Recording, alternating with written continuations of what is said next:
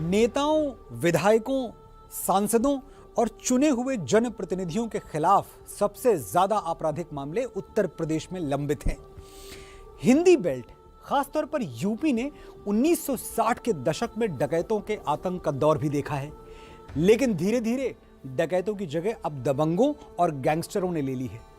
करीब 50 साल पहले यहां राजनीति में अपराधीकरण की शुरुआत हुई और 90 के दशक में आर्थिक उदारीकरण के बाद जब दुनिया भर की कंपनियों के लिए देश के दरवाजे खुल रहे थे, तब चुनावी मैदान में वोटरों को कैद करने के लिए नए माफियाओं के विशाल बाड़े भी बन रहे थे।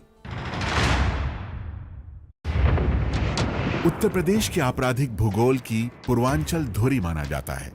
उत्तर प्रदेश के 24 पूर्वी जिलों वाला पूर्वांचल हर बड़े चुनाव में अपने भौगोलिक दायरे से निकलकर नतीजों और राजनीतिक समीकरणों को प्रभावित करता रहा है।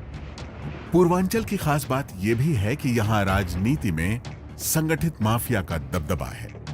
1980 के दशक में गोरखपुर के हरिशंकर तिवारी से शुरू हुआ राजनीति के अपराधीकरण का यह सिलसिला ब्रजेश सिंह, मुख्तार अंसारी, विजय मिश्रा, सोनू सिंह, विनीत सिंह और धनंजय सिंह जैसे कई हिस्ट्री शीटर बाहुबली नेताओं से गुजरता हुआ आज भी पूर्वांचल में फल फूल रहा है।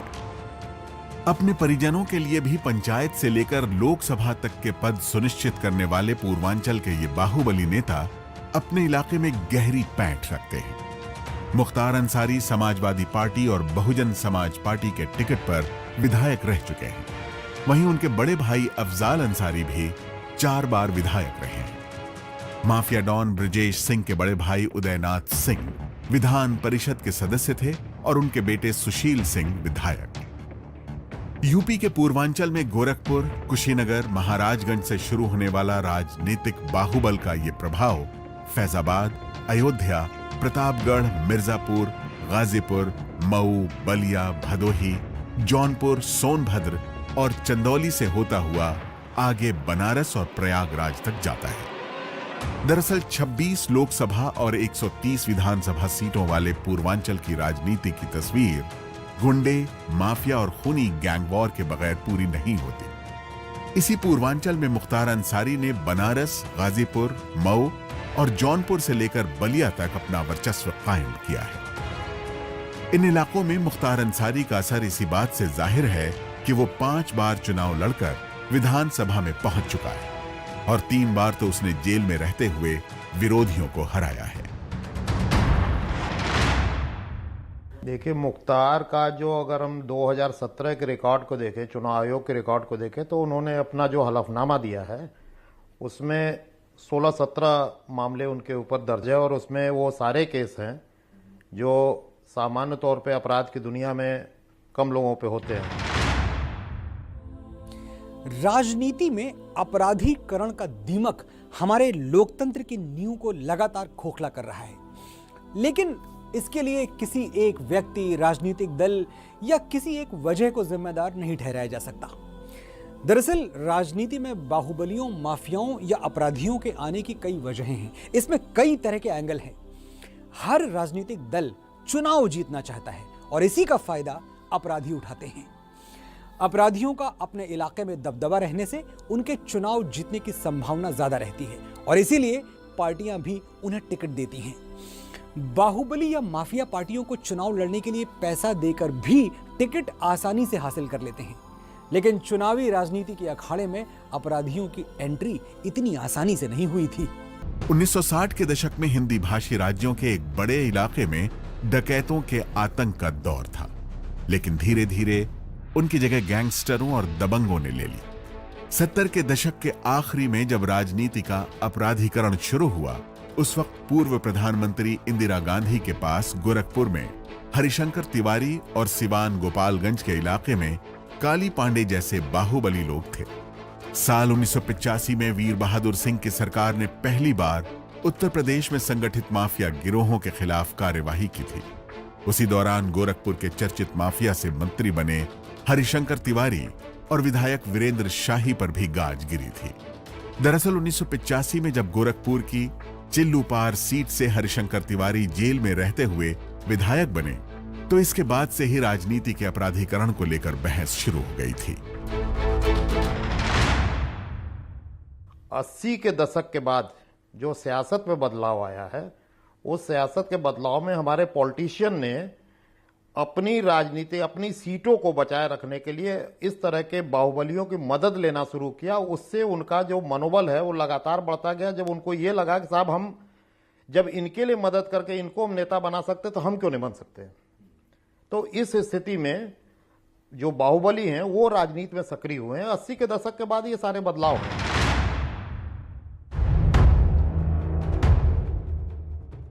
हरिशंकर तिवारी के बाद अपराधियों के चुनाव मैदान में उतरने का एक जो सिलसिला शुरू हुआ वो आज भी थमा नहीं है। बाहुबली मुख्तार अंसारी और उनके परिवार के लोग बहुजन समाज पार्टी और समाजवादी पार्टी में रहे। आजमगढ़ के रामाकांत यादव और उमाकांत यादव भी कभी बीजेपी, कभी समाजवादी पार्टी और कभी बहुजन समाज पार्टी से विधायक सांसद बनते रहे। ऐसा कहा जाता है कि साल 2000 के आसपास मुलायम सिंह यादव ने उन बाहुबलियों की पहचान शुरू की थी जो 2 से 4 सीटों पर अपना प्रभाव रखते थे। मुलायम सिंह यादव ने चुनावी रणनीति के तहत पूर्वी उत्तर प्रदेश के हर इलाके में अपने बाहुबली नेता चुनाव में उतारे। मुलायम के बाद बहुजन समाज पार्टी ने भी खुलकर बाहुबलियों को टिकट देना शुरू कर दिया। राजनीति में अपराधियों के आने का यह सिलसिला यूपी ही नहीं, देश के दूसरे राज्यों में भी लंबे समय से चल रहा है। पिछले 4 लोकसभा चुनावों के आंकड़ों पर नजर डालें तो साफ हो जाता है कि आपराधिक रिकॉर्ड वाले सांसदों और मंत्रियों की संख्या भी लगातार बढ़ती रही है। साल 2004 में आपराधिक पृष्ठभूमि वाले सांसदों की संख्या 128 थी, जो साल 2009 में 162, साल 2014 में 185 और साल 2019 यानी मौजूदा लोकसभा में 233 दागी सांसद हैं।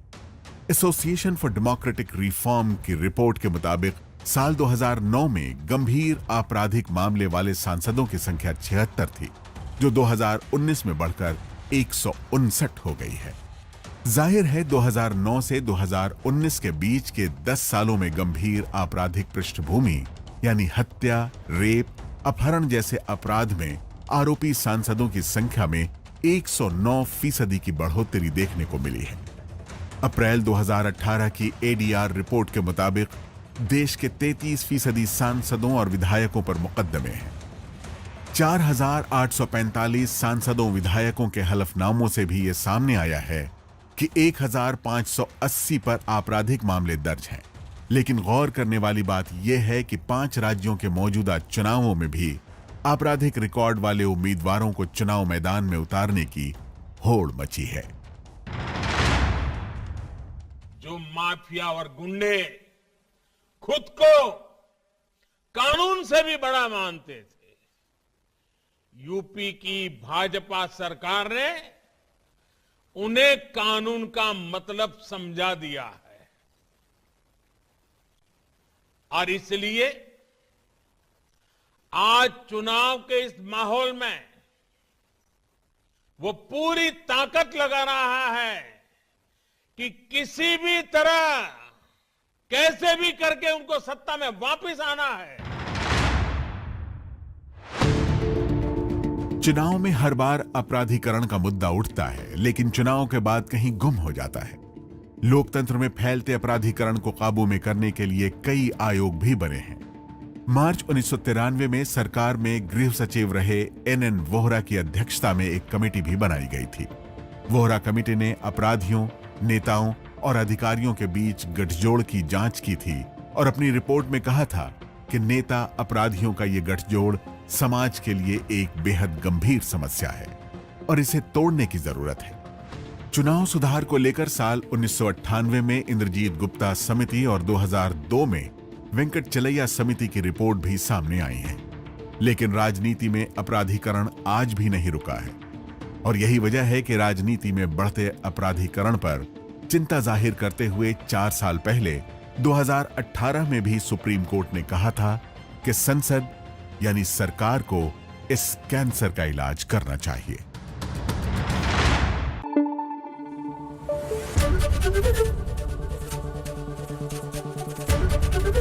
एबीपी न्यूज आपको रखे आगे।